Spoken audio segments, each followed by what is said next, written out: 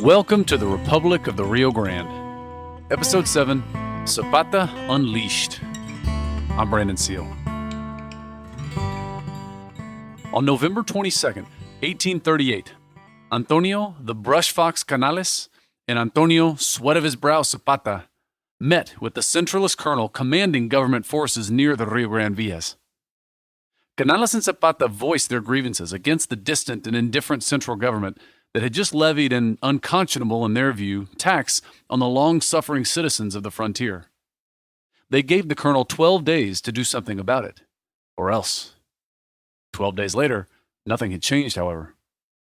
And so Canales and Zapata pronounced against the Centralist government and aligned themselves with other Federalists in Mexico, fighting to restore the Constitution of 1824.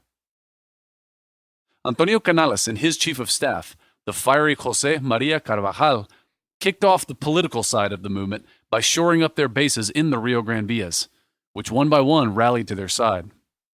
On December 23rd, Zapata's hometown of Guerrero, which was formerly known as Revilla, openly pronounced. Laredo followed on January 5th, 1839, declaring that, quote, "As the present administration does not merit our confidence, this town will continue in the future to act under the Constitution of the year 1824 as the only thing that can save the pueblo under the present circumstances." End quote. Reynosa fell into line a few days later. Yet it was Antonio Zapata who turned Canales' war of words into an actual war. Just a few days after Canales' 12-day ultimatum to the Centralist colonel had told, Zapata attacked the Centralist garrison in Mier and drove them out. Zapata continued on with a force of about 400 men toward Matamoros now. Suddenly, men from the Rio Grande Villas poured into his ranks. The famed sombrero mantecoso, Antonio Zapata himself, was on the warpath, and people wanted to be a part of this. Zapata's Federalist army, if we can start to call it that, soon grew from 400 to 500 to 900 men. Zapata also began to recruit heavily from his network of Native American allies, most notably the Carrizo Indians, who had lived peacefully alongside Spanish and later Mexican residents of the lower Rio Grande for most of their time there. Present-day Carrizo Indians claimed that Zapata was part Carrizo himself, and their loyalty to him in 1838 lends credence to this claim. The 60 or so Carrizos who joined him would soon grow to almost 200, and they would never waver in their personal attachment to their commander. Over the next few weeks, Zapata's Federalist force surrounding Matamoros grew to over 1,000 men. By contrast, the Centralist garrison in Matamoros numbered only 650 men. Yet the Centralist commander there was no slouch, and neither were the soldiers he commanded. The commander sensed or suspected that Zapata's army was not as organized as they might appear to be. And so on January 6th, he ordered his men onto the offensive and attacked Zapata. And the Centralists won, losing only 23 men wounded to Zapata's 18 dead. Then the Centralists pressed their advantage, meeting Zapata in battle again on January 12th, and once again they defeated him. This wasn't what people had expected from the famed sombrero mantecoso. But Zapata was a quick study, and he learned that this was a different kind of war than he'd been used to on the Texas plains. He realized that his army of vaqueros and Native Americans had neither the firepower nor the training to engage in a set-piece battle with Centralist soldiers. What they had, however, was mobility and a knowledge of the countryside. Zapata decided to turn that to his advantage. He resumed the offensive, but this time he resolved to stay on the move, preferring multiple small targets to concentrated large ones. Something that men like Antonio Zapata had learned over the years of plains warfare was the virtue of attack. The only way to ensure that you wouldn't be surprised by your enemies, in fact, was to surprise them first. And Zapata knew that although the Centralists may have just defeated him on the battlefield, he actually had them pinned down in Matamoros. They didn't dare venture out of the port city, which meant that the great northern capital of Monterrey was cut off from supply by sea, even if they didn't realize it yet. And so, in early February 1839, Zapata, joined now by Canales, began marching on Monterrey. Centralists in Monterrey got word of the Rio Grande Federalists' advance and sent out an army to stop them. Whereas before, Zapata had only been tangling with Centralist colonels, this time he won himself the attention of a major general. But Zapata struck the first blow. With only, quote, a few horses, end quote, and presumably only a few men as well, Zapata launched a daring nighttime raid on the major general's camp. He caught the general sleeping, literally, surprising the major general in his quarters and taking him prisoner. Zapata then stampeded the Centralist horse herd, leaving his enemies unable to pursue him. In the ensuing confusion, Zapata and his men melted back into the brush and took the Centralist general back to Camargo for ransoming. The shocked and demoralized Centralist army tried to pull back to Monterrey. Of course, this was slow going since they'd lost most of their horses to the stampede. In fact, it was so slow going that Zapata had enough time to ride to Camargo to deposit his prisoner and then return and hit the stranded Centralist army with a larger force this time on March 13th, 1839. And this time, Zapata won outright. He destroyed the few Centralists that mustered into a line to oppose him and sent the entire force fleeing back in disorder to Monterrey. Then, after this victory on March 13th, Zapata got word of another sizable Centralist army about 50 miles southeast of Monterrey. Without a moment's hesitation, he directed his force toward them, and less than a week later, on March 20th, Zapata surprised and defeated them in battle as well. Zapata was bringing the speed of plains warfare to the Mexican heartland. At his core was a simple strategy. Once he had his enemies on the run, he resolved to never lose contact, to never give them a moment's peace. Frankly, he was employing the strategies of his old Indios Barbaros enemies, like the Lipan Apaches. With a force that never exceeded 200, and more often than not probably numbered close to 25, Zapata had just immobilized 3 different Centralist armies, numbering in the thousands themselves. One he had pinned down back in Matamoros, the other he had kicked back to Monterrey, and the third he had just sent packing back for Tampico. Speaking of the Lipan Apaches, however, the Lipanes were carefully watching the tumult going on south of the river, and they sensed Zapata's absence from the Rio Grande. Taking advantage of the turmoil in the region, a force of about 500 or so Lipan Apaches attacked Guerrero, Zapata's hometown, where presumably his 4 daughters were still living, in the most devastating attack on that pueblo since the 1790 raid that had killed Zapata's grandfather. 50 townspeople in Guerrero were left dead, wounded, or captured, and hundreds of horses and mules had been carried off. The alcalde of Guerrero sent a message to Zapata, begging him to come to the town's aid. Which wasn't a huge surprise given Zapata's fame as the greatest Indian fighter in the region. But hearing of this plea, the Centralist governor of Nuevo León decided to make political hay out of it. In a local newspaper, he published a rebuke of the alcalde of Guerrero for calling on the aid of a, quote, traitor to defend his villa. Note, however, that what the Centralist governor didn't do was send actual forces to reinforce the villas. Zapata, on the other hand, despite being more than 120 miles away, broke off his pursuit of one of the Centralist armies and rode at full speed for Guerrero.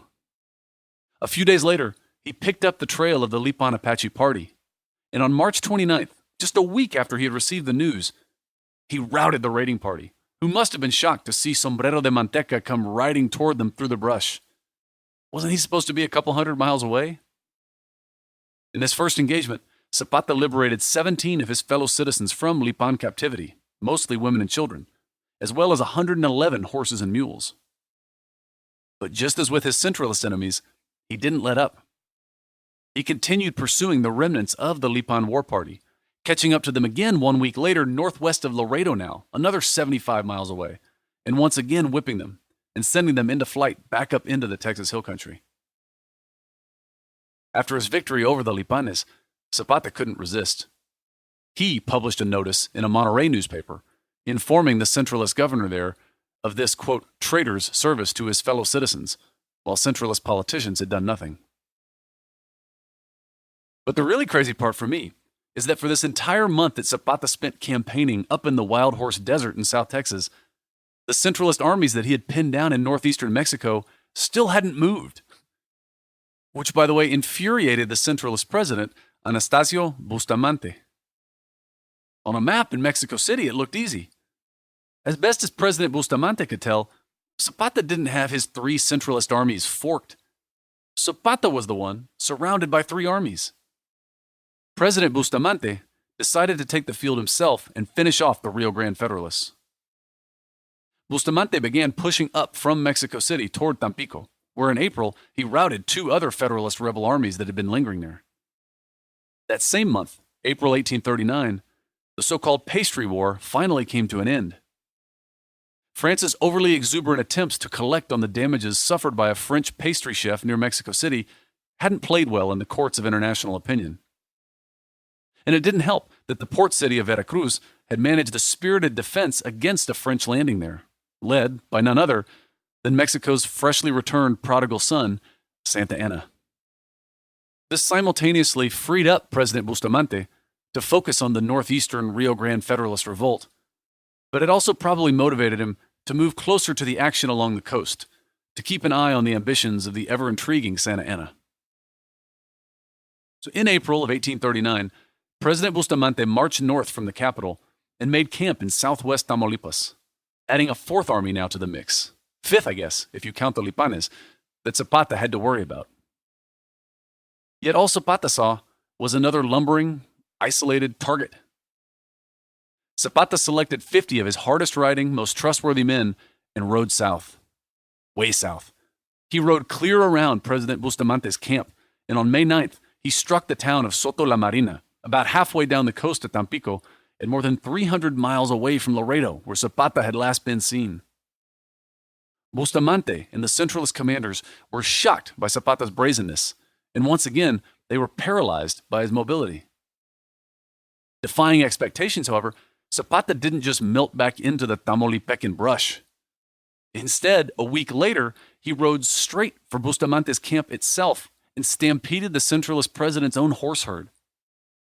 The enraged Centralist president sent a unit of dragoons after Zapata, who calmly wheeled his small force around and defeated the dragoons in battle on May 24th, once again capturing that unit's commander and taking him along as prisoner when he returned to the Rio Grande Villas at the end of May. President Bustamante was stumped as to what to do next. Chasing Zapata was like chasing the wind, except in this case, the wind hit back. After thinking about it long enough, the president decided that he had more important things to deal with. He returned to Mexico City and split his forces between the Matamoros and Monterrey garrisons, leaving everything in between to Zapata. I don't think it's too much to say that Zapata's bold campaign in the spring of 1839 is what made Canales' revolt real. It made what would have otherwise been a lot of flowery words in newspapers an actual threat to the Centralist government. And it was Zapata's tactical genius that had made this work. Had Zapata not so effectively paralyzed the area's Centralist commanders into inaction, they could have easily converged on Canales' disorganized Federalist army and crushed them as easily as they had the other Federalist armies in the region. Instead, Zapata had purchased critical time for Canales and his chief of staff, the little bilingual San Antonian José María Carvajal, to open up the diplomatic channels that they would need to wage a protracted war. Namely, to open up diplomatic relations with the new Republic of Texas. At first, this wasn't an easy thing for Antonio Canales to come around to. Canales was always leery of dealing with the Texians. On good days, he viewed their separation from Mexico 2 years earlier as a regrettable fait accompli. On bad days, he viewed them as little more than quote-unquote adventurers and cattle thieves. Still, his chief of staff Carvajal made the case to him that Canales and the newly installed Texas president Mirabeau Lamar had a common enemy in the Centralist government of Mexico, which still openly claimed Texas and which every spring launched raids into the new republic to test its strength. And Carvajal personally knew that Texians and residents of the Villas del Norte shared important ideological and familial ties. Recall, too, that these events are occurring before the Mexican-American War of 1846-48, an event which ever after would cause Mexicans to view their neighbor to the north as a menacing bully, but prior to which, many northern Mexican Federalists looked quite admiringly on the Anglo-American example and viewed them as natural allies. Texas President Mirabeau Lamar received Canales and Carvajal politely but cautiously. President Lamar knew that intervening in a Mexican civil war was the best way to provoke an invasion from a centralist government that was just itching for an excuse to do so. And so initially, President Lamar declined to formally recognize Canales' revolt, or to require that all Texian trade with Mexico go through the Rio Grande Federalists, as Canales and Carvajal had requested. And yet, wink wink, President Lamar decided he would do nothing to stop Canales and Carvajal from espousing the virtues of their cause should any Texian volunteers wish to join them. Because at his core, Lamar did want to help Canales and Carvajal. The reason may have been more self-serving than ideological, but President Lamar knew that a divided Mexico was a Mexico that wouldn't reinvade Texas. Or better still, a divided Mexico might result in a more friendly sister republic along Texas's southern border. Surely Canales and Carvajal could have predicted this train of thought, and so they couldn't have been terribly disappointed with President Lamar's refusal to formally recognize them, but with his tacit support in terms of resources and manpower for their cause. Especially after they saw how well their recruitment efforts went. Now, they benefited from the fact that the economy of the Republic of Texas was in shambles in 1839. The Texas dollar had fallen to 3 cents on the U.S. dollar, and the Panic of 1837 had left the U.S. dollar in pretty poor shape as well, which meant that Texas was full of a lot of poor and desperate men. In those circumstances, Canales' promise of 2,200 acres per man, plus $25 a month, got a lot of attention. And sure enough, Texians started to enlist. In recruiting Texians into their army, however, Canales and Carvajal were making a bit of a Faustian bargain. It was one thing to oppose an unpopular centralist government, but it was quite another to dialogue with the leaders of a breakaway state that Mexico didn't officially recognize. And it didn't help either that to elites in Mexico City, there was already an otherness to Zapata and his Federalist insurgents, before even adding in a bunch of Texian adventurers. Centralist government newspapers called Zapata and his men a chusma de ladrones, a mob of thieves, but there's also an unmistakable class and even racial tinge to the word chusma. Because in truth, Zapata's chusma looked a lot like him, mulatto, mestizo, and Indian. Though even more offensive to centralist elites, it seems, was this chusma's usurpation of the centralists' quote-unquote rightful authority to tax and requisition goods from the citizenry.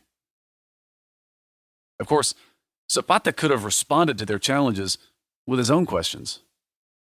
Why was it thievery when he used funds from the local treasuries, or requisitioned supplies from, in many cases, willing citizens, versus being something legitimate when somebody from the center did it? What was the difference? The color of his uniform? The color of his skin? I mean, hell, if there was a difference, it was that Zapata actually did seem to take the time to deliver a service in exchange for his taxes, namely, his own personal defense of the towns under his watch. And in addition to their defense of the frontier, Rio Grande Federalists also stood up the first reliable postal system in the region since colonial times, evidence of a real desire to govern, not just to disrupt.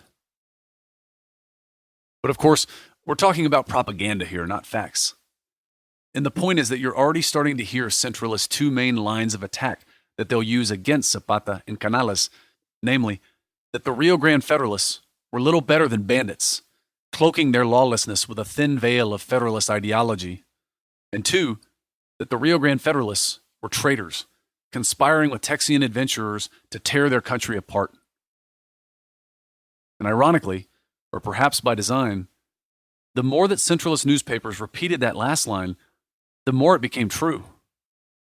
The more that Centralists accused Canales and Zapata of being in bed with the Texians, the harder it became for them to find allies and recruits within Mexico, and the more that Canales and Zapata were forced to turn to the Texians for support. On the next episode of The Republic of the Rio Grande.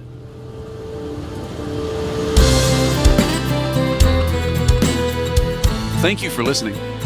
In February of 2022, we'll be conducting almost a month's worth of fieldwork to uncover archaeological evidence for the location of the Battle of Medina, the largest battle in Texas history. If you want to learn more about the battle, go back and listen to Season 2 of this series. If you want to learn more about our search and our partnership with the 501c3 American Veterans Archaeological Recovery Project, go to www.brandonseale.com. Editing for this episode was provided by Susana Canseco. The portrait of Antonio Zapata that serves as the cover art for this season was created by artist Matt Tumlinson. Check him out at Matt_Tumlinson on Instagram. Sound engineering for this episode was performed by Stephen Bennett, who also arranged and performed the theme music. The theme music was actually written, however, by Mercurio Martinez, a Zapata County rancher, county treasurer, school principal, and descendant of one of Escandon's founding families. Martinez was the co-author of the first history of Zapata County, which he titled The Kingdom of Zapata, and in his spare time, he penned corridos. Well, I found one of his corridos in his collected papers at Texas A&M's Cushing Library, and in that corrido, Martinez had written a melody that he had intended for his Corrido de la Presa, the story of the construction of Lake Falcon and of his role in preserving what he could of the communities later lost to the lake. I love that we've been able to bring back to life this melody here, and I thank Stephen for it. You can check out Stephen's work at Noso Media, that's NOSO Media.com. I want to call out here for recognition the work of Juan José Gallegos. A retired NASA engineer, Gallegos went back to get a master's in history from the University of Houston and produced an incredible thesis dedicated to the life of Antonio Zapata, which in part inspired this season. Thanks as well to Professor Stan Green at Texas A&M University in Laredo. Professor Green actually has a book coming out soon about these events and others, currently titled Las Villas del Norte, a history from 1748 to 1821. Definitely don't miss the Museum of the Republic of the Rio Grande in downtown Laredo if you're ever there. They have brand new exhibits that they've just opened telling more of the story that we're recounting here. And if you're interested in the history or genealogy of the Villas del Norte, check out Moises de la Garza's website, lasvillasdelnorte.com. Thanks additionally to Cesar Hinojosa, my touring buddy for these old towns in Mexico, and descendant himself of some of the first founders of the Lower Rio Grande. And thank you to Javier Cervantes with the Tapilán Coahuiltecan Nation and Juan Mancias with the Carrizo Comecrudo Nation for their guidance too. For more information generally, check out our website at www.brandonseale.com.